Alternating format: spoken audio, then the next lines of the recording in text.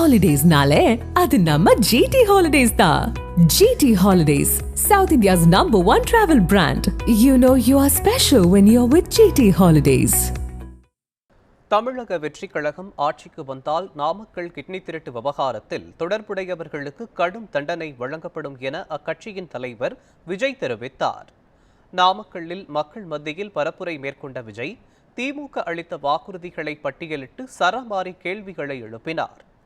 பாஜகவுடன் அதிமுக சந்தர்ப்பவாத கூட்டணி அமைத்திருப்பதாக விமர்சித்த விஜய், பாஜகவுடனான கூட்டணி தேவையா என அதிமுக தொண்டர்களே கேட்பதாக கூறினார். 2026 திமுக மீண்டும் ஆட்சிக்கு வர வேண்டுமா என தொண்டர்களை பார்த்து கேள்வி எழுப்பிய விஜய், 2026 ஒரு கை பார்த்து விடலாம் என சவால் விடுத்தார். திமுக எம்எல்ஏவுக்கு சொந்தமான ஒரு மருத்துவக் கல்லூரியில் நடைபெற்ற கிட்னி திருட்டு,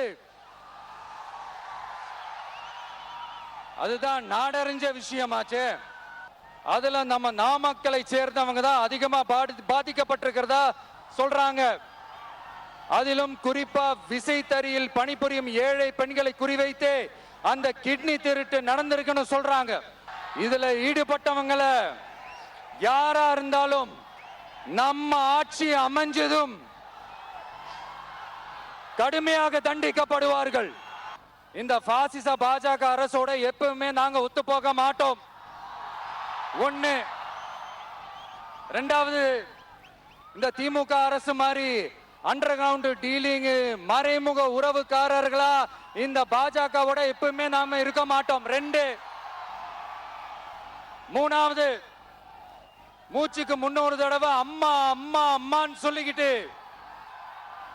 ஜெயலலிதா மேடம் சொன்ன அந்த விஷயத்தை டோட்டலா மறந்துட்டு ஒரு பொருந்தா கூட்டணியா ஒரு கூட்டணியை ஒண்ணு அமைச்சுக்கிட்டு கேட்டா தமிழ்நாட்டோட நலனுக்காக இந்த பாஜகவோட கூட்டணி வச்சிருக்கோம்னு சொல்லிக்கிறாங்களே, அவங்கள மாதிரியே நாம இருக்க மாட்டோம்.